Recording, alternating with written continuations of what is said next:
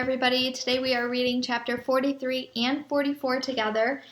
We are inching closer to the end of our book to find out, right now, hoping to find out if Andrew sneaks into meeting room B or if they don't get away with that. So I'm kind of interested to see what happens.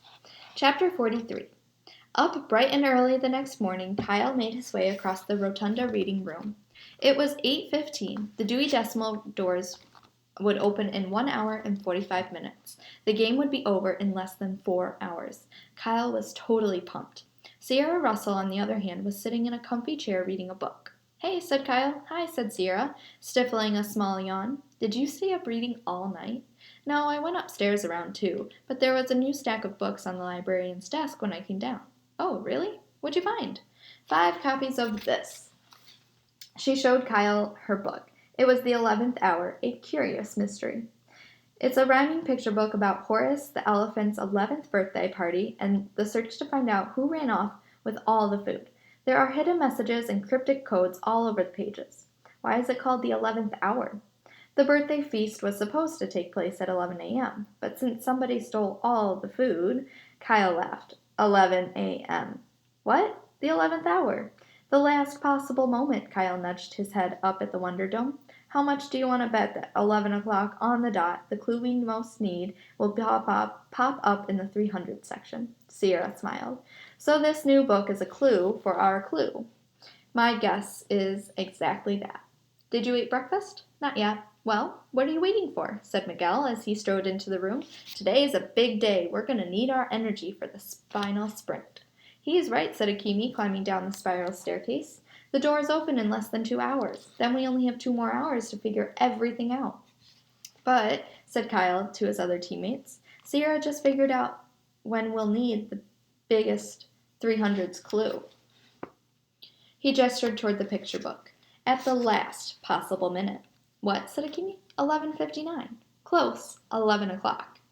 Awesome, said Miguel. It must be a very good clue.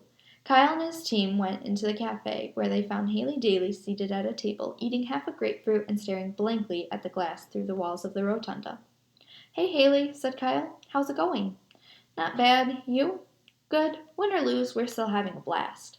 We're the fun bunch, said Akimi. You guys really get along, huh? Oh yes, said Sierra. I haven't had this much fun since I was 6. Seriously? What's the matter, said Haley. Or what's the matter, Haley, said Akimi. Life not so good on Team Charles? It's okay, I guess. I mean, we've pulled together some good clues and all. Well, said Miguel, if you ever want to switch sides, we're looking for a new member.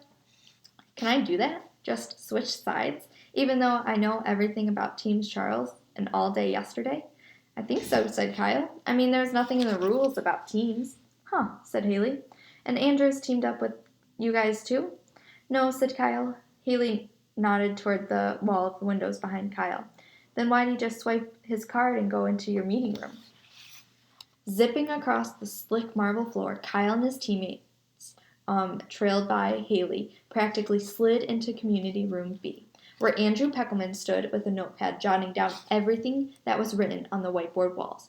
Hey, shouted Akimi, that's cheating! Andrew spun around. His eyes were the size of tennis balls behind his goggle glasses.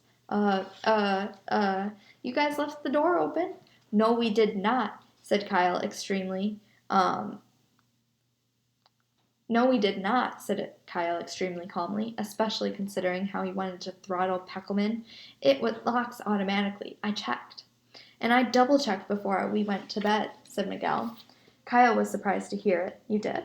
You bet, bro. It's what teammates do. They knocked knuckles. Well, you don't have anything but a stupid list of stupid books and stupid authors with a stupid verse. A verse? Which? Boomed Mr. Lemoncello, whose face just appeared on the video screen wall. You would not do well to memorize, Mr. Peckelman. Thou shalt not steal. Mr. Lemoncello was dressed in a curled white wig and a long black robe. He looked like a judge in England. He slammed down a rubber gavel on his desk. It made a noise of a whoopee cushion. Will everyone kindly join me in the rotunda reading room at once? Everybody shuffled out of the meeting room and into the rotunda.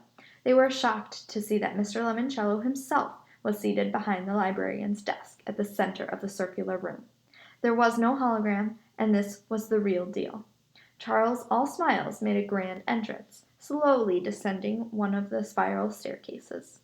"Good morning, everybody," he called out cheerfully. "What's all the excitement? Did I miss something?"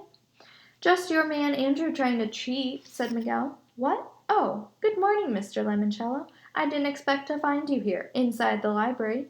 Isn't today your birthday, sir?" "Yes, Charles, there's no place I'd rather be on my library, or on my big day than inside a library, surrounded by books, unless, of course, I could go to the Bridge of Terabithia." "Well, sir, I must say you are looking certainly fit and trim. Have you been working out?" "No, Charles, today I will be working in." "I beg your pardon?" "Today I will be working here instead of the library, supervising all the final hours of this competition. Supervising." "Oh, I don't think this'll take hours, sir," said Charles. "Not to brag, but I suspect some of us will be going home very soon." "You are correct. For instance, Mr. Peckelman, he will be leaving right now." "What?" said Peckelman. "Why?" "Because you cheated. You tried to steal another team's hard-earned information."